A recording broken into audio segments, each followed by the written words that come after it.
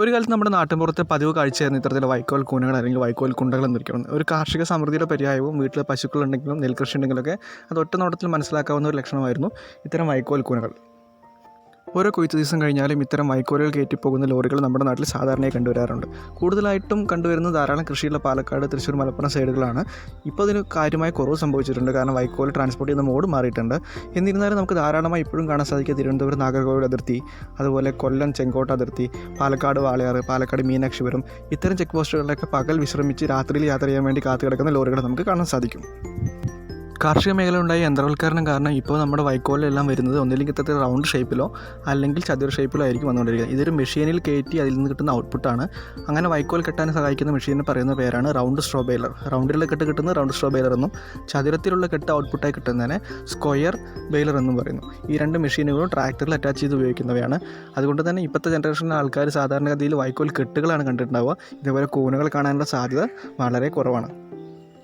ഇത്തരം മെഷീനുകളുടെ പരിപാടി കൂടി തന്നെ വൈക്കോലുകളുടെ സ്റ്റോറേജ്, അതുപോലെ ട്രാൻസ്പോർട്ടേഷൻ ഇത്തരം കാര്യങ്ങൾ ഈസി ആയിട്ടുണ്ട്. നമ്മുടെ കേരളത്തിൽ വൻതോതിൽ വൈക്കോൽ കൺസപ്ഷനുള്ള സംസ്ഥാനമാണ്. ധാരാളം കോടി രൂപയുടെ ബിസിനസ്സിൽ നടക്കുന്നുണ്ട്.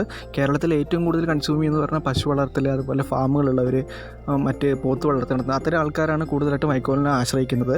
ഇതിൽ സ്ക്വയർ ടൈപ്പിലുള്ള വൈക്കോൽ മിൽമ മാത്രമാണ് കൂടുതലും പർച്ചേസ് ചെയ്യുന്നത്. ഇത് കൂടുതലും വരുന്നത് തമിഴ്നാട്ടിൽ നിന്ന് തന്നെയാണ്.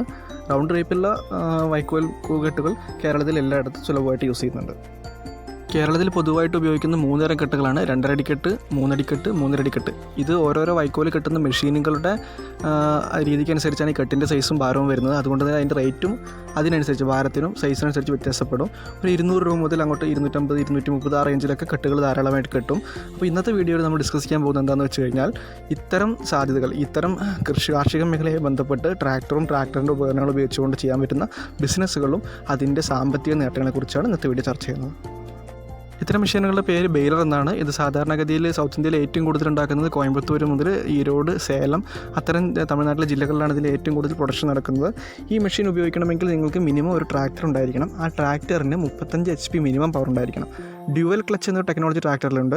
അതുള്ള ട്രാക്ടറുകളാണ് നിങ്ങൾക്ക് പ്രൊഡക്ടിവിറ്റി കുറച്ചും കൂടി കൂടുതലായി ഉപയോഗിക്കാൻ സാധിക്കും. സിംഗിൾ ക്ലച്ചുള്ള ട്രാക്ടറുകളാണെങ്കിൽ പഴയ മോഡൽ മഹീന്ദ്ര ട്രാക്ടറുകളൊക്കെ ആണെങ്കിൽ തന്നെ ഉപയോഗിക്കാം. കുറച്ചധികം സമയം അതിനുവേണ്ടി ചിലവാക്കേണ്ടി വരുന്നത് മാത്രം.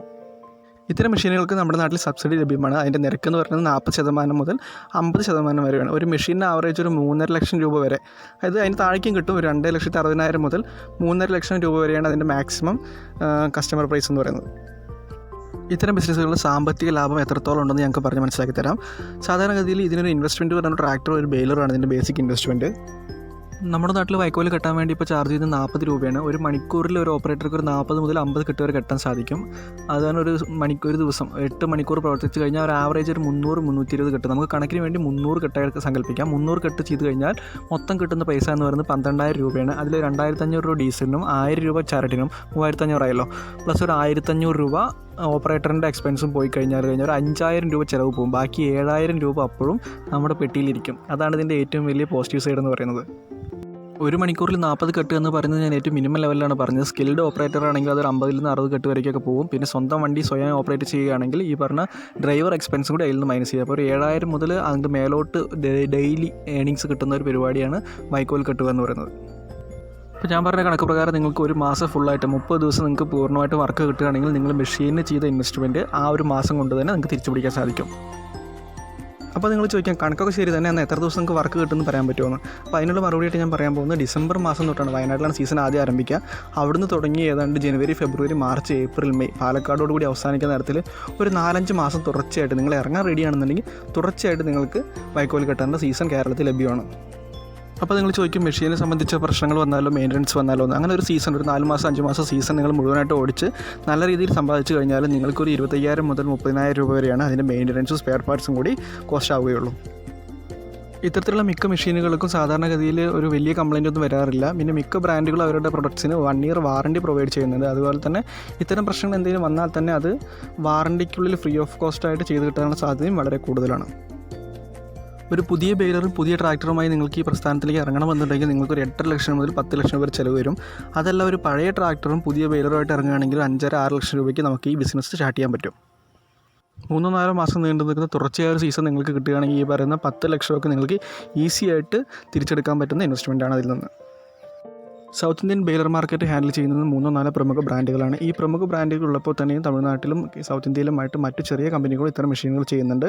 ഈ പ്രമുഖ ബ്രാൻഡുകൾ ഉണ്ടാക്കുന്ന അതേ കമ്പോണൻസ് വെച്ച് തന്നെയാണ് ഇവർ മെഷീൻ ചെയ്യുന്നത്. അവരൊരിക്കലും ക്വാളിറ്റിയിൽ കോംപ്രമൈസ് ചെയ്യുന്നില്ല. കൂടുതൽ പെർഫോമൻസും അതുപോലെ തന്നെ കുറഞ്ഞ വിലയിൽ മെഷീനുകൾ ലഭ്യമാക്കിക്കൊണ്ട് ധാരാളം ചെറിയ കമ്പനികളും ഇത്തരം രംഗത്തുണ്ട്. ധാരാളം തൊഴിലവസരങ്ങളും ധാരാളം വരുമാനം ഉണ്ടാക്കാൻ പറ്റിയ ഒരു മേഖല ഇപ്പോഴും നമ്മുടെ കൺമുമ്പിൽ ഉണ്ടായിട്ടും മലയാളികൾ ഇത്തരം പ്രവൃത്തികളിലേക്ക് വളരെ കുറഞ്ഞ പക്ഷം മാത്രമേ ഇറങ്ങുന്നുള്ളൂ. അതിനുള്ള കാരണം എന്താണെന്ന് എനിക്കറിയില്ല. സംസ്ഥാന സർക്കാർ, കേന്ദ്ര സർക്കാരും വിവിധ തരത്തിലുള്ള സബ്സിഡി കാര്യങ്ങളൊക്കെ ഇതിന് നൽകുന്നുണ്ട്. എന്നിരുന്നാലും കൂടി നമ്മുടെ നാട്ടിൽ ഇത്തരം പ്രവർത്തനങ്ങൾക്കെല്ലാം വരുന്നത് അന്യ സംസ്ഥാനത്ത് നിന്നുള്ള ആൾക്കാരാണ്, പ്രത്യേകിച്ചും തമിഴ്നാട്ടിൽ നിന്നുള്ള ആൾക്കാരാണ്. അപ്പോൾ നമുക്ക് കിട്ടേണ്ടത് നമ്മുടെ വരുമാനമാണ് മറ്റു സംസ്ഥാനക്കാർ നമ്മുടെ നാട്ടിൽ വന്ന് കൊണ്ടുപോയിക്കൊണ്ടിരിക്കുന്നത്. ഈ വീഡിയോയെ സംബന്ധിച്ചുള്ള സംശയങ്ങൾ, ചോദ്യങ്ങൾ, അഭിപ്രായങ്ങൾ, വിമർശനങ്ങൾ എന്നിവയ്ക്ക് നിങ്ങൾക്ക് കമൻറ്റ് ബോക്സ് ഉപയോഗിക്കാം. എന്ത് കാര്യമാണെങ്കിലും ഓപ്പണായി ചോദിക്കാം. അപ്പോൾ എല്ലാവർക്കും നന്ദി, നമസ്കാരം. ഈ വീഡിയോ ഒരാൾക്ക് ഉപകാരപ്പെടുമെന്ന് കരുതുന്നു. നന്ദി, നമസ്കാരം.